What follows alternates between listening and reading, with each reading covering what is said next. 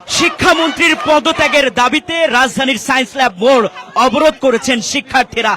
রীতিমতো আজকে এইচএসসি পরীক্ষার পরে কিন্তু শিক্ষার্থীরা রীতিমতো রাজধানীর যে মিরপুর রোড রয়েছে অর্থাৎ সায়েন্স ল্যাব মোড়, সেখানে কিন্তু এইচএসসি পরীক্ষার্থীরা জড়ো হয়েছেন এবং তারা স্লোগান দিচ্ছে 1 2 3 4 শিক্ষামন্ত্রীর পদত্যাগ।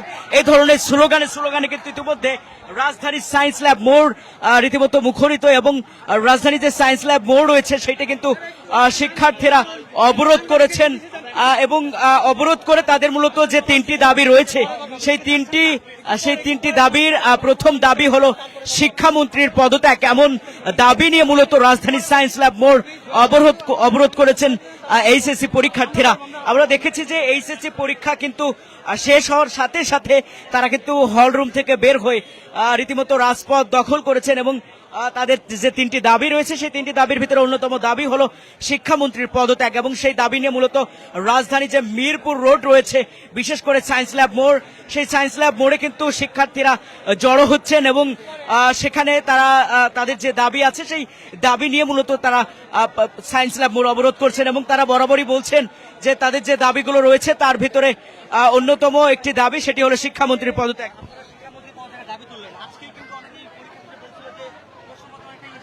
প্রশ্ন ইজি হয়েছে, কিন্তু আমাদের এটা বোঝা দরকার ছিল আমরা 6 বছর পর ফুল সিলেবাসে পরীক্ষা দিচ্ছি।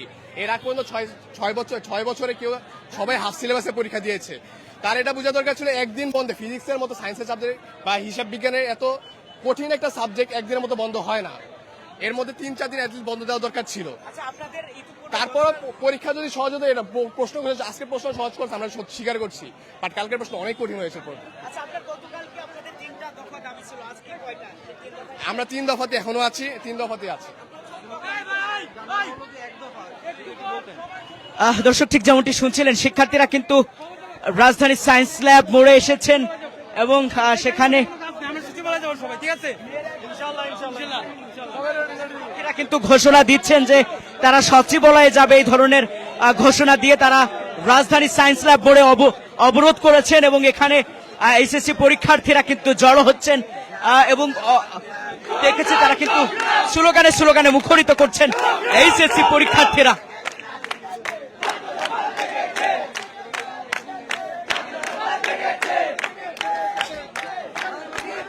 দর্শক, যেমনটি শুনছেন যে মুহুর্মুহুর স্লোগানে ইতিমধ্যে মুখরিত রাজধানীর সায়েন্স ল্যাব মোড় এলাকা এবং এখানে কিন্তু পরীক্ষার্থীরা পরীক্ষা শেষেই কিন্তু সায়েন্স ল্যাব মোড়ে জড়ো হয়েছেন এবং তারা কিন্তু স্লোগান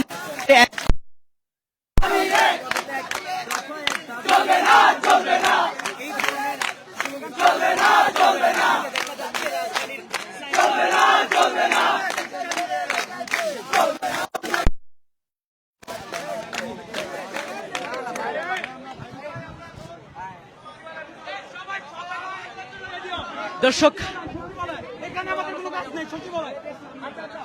যেমনটি শুনছিলেন যে শিক্ষার্থীরা কিন্তু এখন লং মার্চ টু সচিবালয় কর্মসূচি দিচ্ছে এবং রীতিমতো সচিবালয় ঘেরাও যে কর্মসূচি, সেই কর্মসূচি নিয়ে শিক্ষার্থীরা কিন্তু সায়েন্স ল্যাব মোড়ে জড়ো হচ্ছেন এবং তারা প্রস্তুতি নিচ্ছেন। এবং যদি বলি যে সেই প্রস্তুতি কিন্তু শিক্ষার্থীরা রাজধানী যে সায়েন্স ল্যাব মোড়, সেই সায়েন্স ল্যাব মোড়ে দাঁড়িয়ে কিন্তু শিক্ষার্থীরা সেই প্রস্তুতি নিচ্ছেন।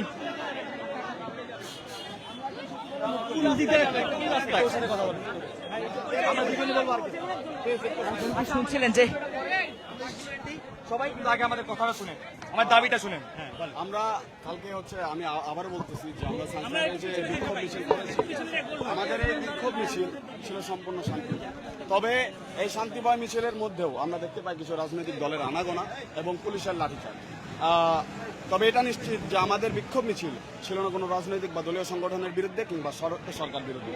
আমাদের বিক্ষোভ মিছিল ছিল সম্পূর্ণ অযৌক্তিক শিক্ষা ব্যবস্থার বিরুদ্ধে এবং আমরা দেখতে পাই যে আমাদের ছাত্র ভাইদের উপরে যে লাঠিচার্জ করা হচ্ছে, এই সহিংসতার বিরুদ্ধে আমরা নিন্দা জানাই এবং এটি সম্পূর্ণ স্পষ্টভাবে 2024 জুলাইয়ের কথা মনে করি। আমরা এই সহিংসতা মেনে নিব না। আমাদের দাবি 6টা দাবি আছে আমাদের, এই দাবিগুলো যৌক্তিক দাবি, এই দাবিগুলো মেনে নিতে হবে এবং আমরা এই we all want that police force should apologize to all of us. আমাদের গায়ে হাত দেওয়া হয়েছে, এটা কোনোভাবেই ঠিক হয়নি, আমরা এটার প্রতিবাদ জানিয়ে যাব ইনশাআল্লাহ। আর আমাদের 6টা দাবি, আমাদের 6টা দাবির একটা দাবি হচ্ছে দুর্যোগপূর্ণ অবস্থায় যে পরীক্ষা হয়েছে সেই পরীক্ষা যারা পুনরায় দিতে চায় তার ব্যবস্থা করতে হবে।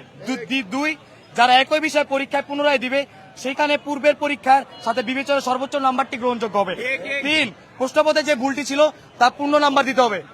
4, শিক্ষার্থীরা যেহেতু বর্তমানে অস্থিতিশীল অবস্থার মধ্যে দিয়ে সময় পার করছে, সুতরাং স্থিতিশীল হওয়ার জন্য শিক্ষার্থীদের কিছুদিন সময় তারপর পুনরায় পরীক্ষা চালু করতে হবে। 5, হঠাৎ করে প্রশ্নপত্রের ধরন পরিবর্তন করায় বিগত আমলের ধরনের তুলনায় অপরিচিত, সুতরাং সেই দিক খেয়াল রেখে পোস্টের নাম্বার বিবেচনা করতে হবে।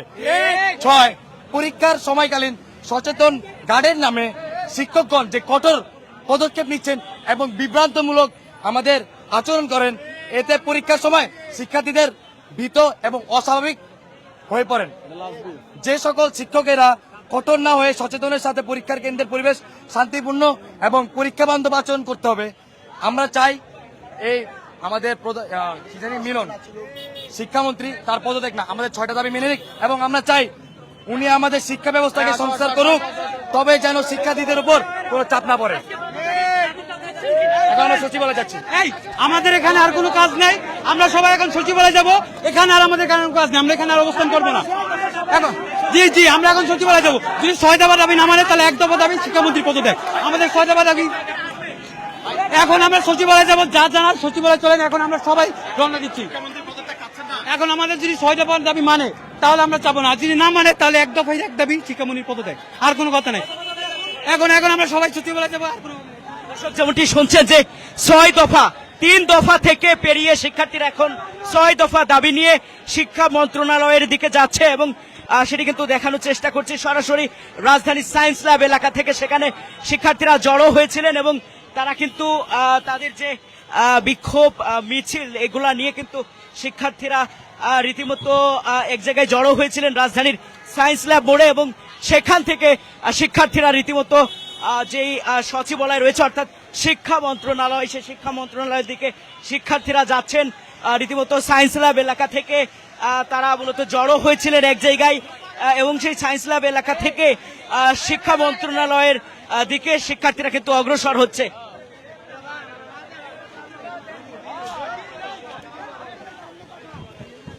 দর্শক, যেটি বলছিলাম যে রীতিমতো রাজধানীর সায়েন্স ল্যাব এলাকায় শিক্ষার্থীরা অর্থাৎ এইচএসসি পরীক্ষার্থীরা কিন্তু রীতিমতো জড়ো হচ্ছিলেন এবং সেই জড়ো হওয়ার পরে তারা কিন্তু তাদের 3 দফা থেকে 6 দফা দাবি তারা ঘোষণা করেন এবং এই 6 দফা দাবি যদি মেনে নেওয়া না হয় তাহলে শিক্ষার্থীরা রীতিমতো 1 দফা দাবিতে যাবে, সেটি হলো শিক্ষামন্ত্রীর পদত্যাগ। এমনটি বলছিলেন এইচএসসি পরীক্ষার্থীরা এবং তারা রীতিমতো রাজধানীর সায়েন্স ল্যাব এলাকায় জড়ো হচ্ছিলেন এবং সেখান থেকে কিন্তু তারা প্রস্তুতি নিয়ে শিক্ষা মন্ত্রণালয়ের দিকে অগ্রসর হচ্ছেন এবং এখানে আজকের এই শিক্ষার্থীদের যে শিক্ষা মন্ত্রণালয়ের দিকে অগ্রসর হওয়া এবং শিক্ষা মন্ত্রণালয়ের দিকে অগ্রসর হওয়া যে কর্মসূচি, সেই কর্মসূচিতে রীতিমতো Dhaka ideal college, Dhaka city college, এরপর ঢাকা কলেজ, মোহাম্মদপুর কলেজ থেকে শুরু করে যে বিভিন্ন কলেজের শিক্ষার্থীরা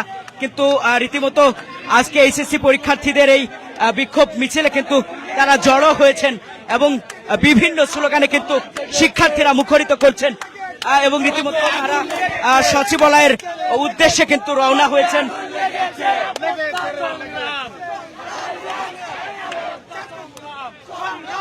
দর্শক, যেমনটি দেখছেন শিক্ষার্থীরা কিন্তু সচিবালয়ের অভিমুখে রওনা দিয়েছেন এবং তারা রাজধানী সায়েন্স ল্যাব হয়ে নিউ মার্কেট হয়ে কিন্তু সামনের দিকে অগ্রসর হয়েছেন এবং তারা বলছেন যে তারা এখান থেকে সরাসরি সচিবালয় কর্মসূচি নিয়ে তারা কিন্তু রীতিমতো সচিবালয়ার্থীরা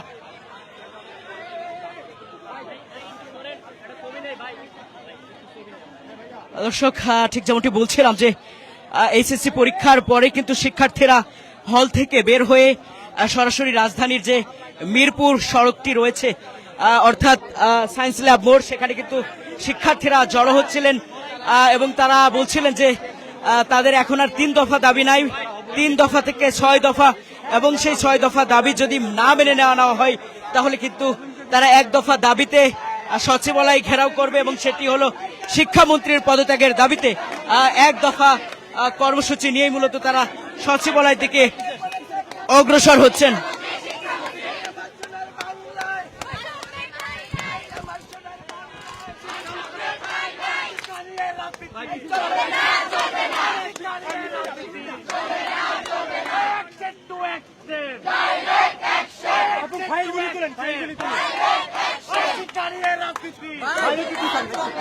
ফাইলগুলি তুলেন আপু।